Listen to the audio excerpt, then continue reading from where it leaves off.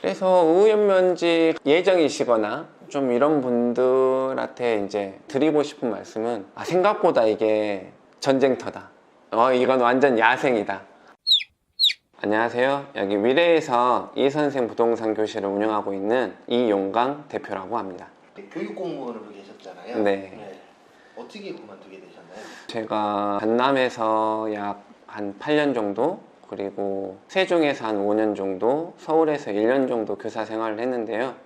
코로나 터지고 시간이 잠깐 나가지고 공인중개사 공부를 잠깐 한 8개월 정도 해서 이제 공인중개사 자격증을 땄는데, 제 적성에 교사가 안 맞는 것도 있고 승진을 할 수 없는 구조에 있다 보니까 나중에 퇴직해서 이제 공인중개사를 준비하느니 좀 더 빨리 과감히 결단해서 해보는 게 좋겠다고 생각해서 예정보다 빨리 40대 초반에 이렇게 퇴직해서 부동산 대표로 일하고 있습니다.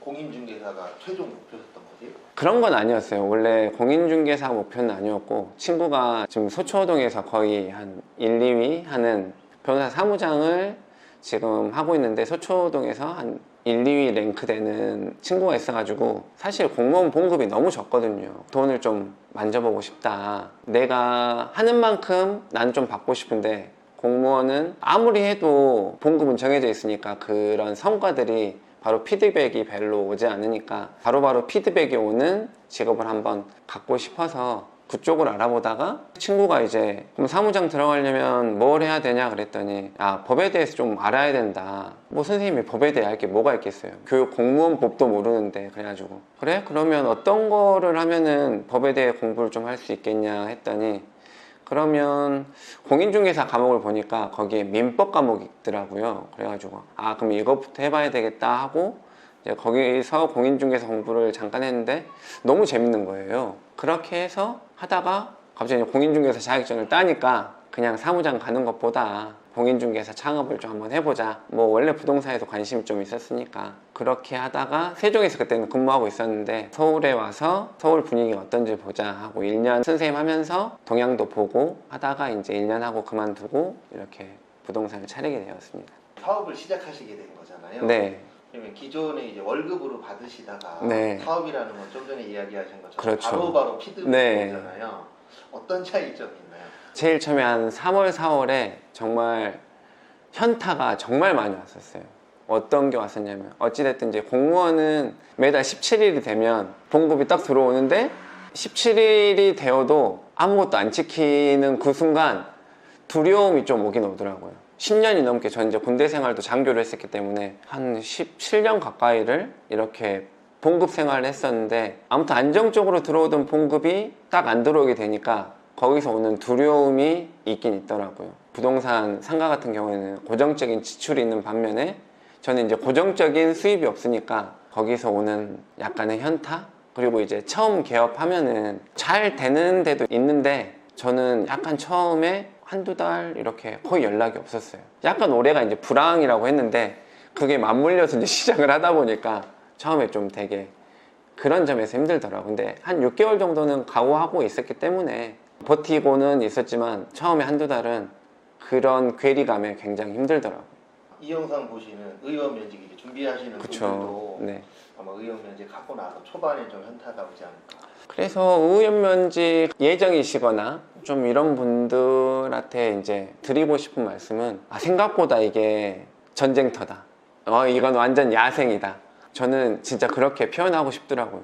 그러니까 공무원일 때는 사실 그렇게 바깥 정세에 박지 않아도 되고, 뭐 그냥 내 할 일만 열심히 하면 되는데, 딱 그만두고 이 사회라는 야생의 세계로 뛰어드는 순간 이건 정말 전쟁터더라고요. 정말 준비도 많이 해야 되고, 정말 내가 좋아하는 게 무엇인지 우선은 그걸 먼저 파악을 해서 그거에 따른 내 제2의 직업 선택을 어떤 걸 할 것인지에 대해서 정말 깊게 고민하고 확신이 드는 순간 의원 면직서를 과감히 내던지기를 저는 추천하는 바입니다. 저도 엄청 교직에 있을 때 뭐 이것도 많이 해보고 저것도 많이 하고 다른 사람보다 훨씬 더 열심히 한다고 생각했었는데, 뭐 결국에는 이제 예를 들어서 제가 그 이 학교에서 가장 열심히 했어요. 교감 승진을 두고 있는 만약 선배가 있다면은 그 선배가 가장 좋은 이런 성과급이라든지 그런 거 가져가는 그런 시스템이에요. 공무원도 마찬가지일 거고 교육 공무원도 그런 시스템이 없어지지 않는 한 힘들죠. 우리나라 시스템에서는. 공무원도 제가 예전 뭐 저 영상에서도 한번 언급을 했었지만 직책별로 너무나 일에 이게 차이가 너무 커요. 제가 공무원 하지 마세요 그 영상 보면 그 밑에 막 댓글 중에 소방공무원들이 되게 많이 다셨더라고요. 소방공무원들도 시내에 있는 소방공무원들이랑 시 외곽에 있는 소방공무원들이 막 싸우셔요. 뭐 때문에 싸우냐면 시내에 있는 사람들은 우리 맨날 출동이라 너무 바쁘다. 근데 시외는 맨날 잠자기 바쁘다 막 이러면서 뭐 아니다 막 그러는데 어쨌든 직책별로 직위별로 아니면 어디서 근무하느냐에 따라서 너무 같은 봉급을 받으면서 일의 규모들이 다르기 때문에 그것들을 극복하지 않는 한 공무원으로 재직하기는 힘든 것 같습니다. 이 영상 보시는 분들이 이제 의원 면직 준비하실 분들이 네. 많으실 거잖아요. 그러면 의원 면직 때 준비해야 될 게 있을까요? 우선은 내가 가장 좋아하는 게 무엇인지 파악하는 것부터 가장 중요한 것 같아요. 어쨌든 뭐 최종적으로는 이게 싫으니까 나온 거니까 제2의 직장을 한다면은 내가 가장 좋아하는 거를 해야 된다고 생각을 하거든요. 내가 어떤 걸 좋아하고 어떤 분야에 관심 있고 이거를 우선은 공무원 하는 도중에 그만두지 말고 하면서 천천히 돌아보면서 직업을 정하고 그 두 번째는 이제 그 직업에 대한 준비를 철저히 해야 되겠죠. 뭐 자격증이 필요하면 자격증을 따고 아니면 교육을 받아야 되면은 내 시간을 쪼개서 교육을 받고 우선 직업적으로 준비를 해야 되고 세 번째는 우선 뭐 돈이죠. 우선 내가 이거를 창업을 할 건지 어딜 뭐 취직을 할 건지는 모르겠지만 뭐 취직한다면 돈은 필요 없겠지만 만약에 창업을 하게 된다면 내 자산이 얼마가 있고 내가 최소한 1년에서 2년 정도는 수입이 없어도 버틸 수 있을 만한 정도의 예비비는 있어야 된다고 저는 생각을 하거든요. 그 정도 내 자산 현황 가장 큰 건 뭐 돈이고 마지막에는 이제 과감히 때려치우고 나서 내가 이제 할 수 있다는 자신감 정도?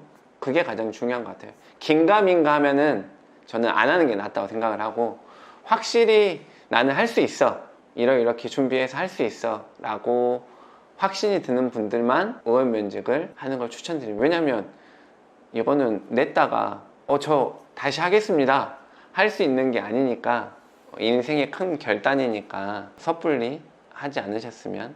또 공무원 하면서는 어느 정도 시간 확보가 많이 될 수 있거든요. 연가라든지 조퇴라든지 반일 연가라든지 연차라든지 이거를 사기업보다는 좀 더 자유롭게 쓸 수 있기 때문에 공무원들이 들으면 싫어할 수 있겠지만 그런 것들을 좀 적절히 활용하는 것도 내가 차후에 직업을 준비할 때 굉장히 좋은 팁이 될 수 있을 것 같아요.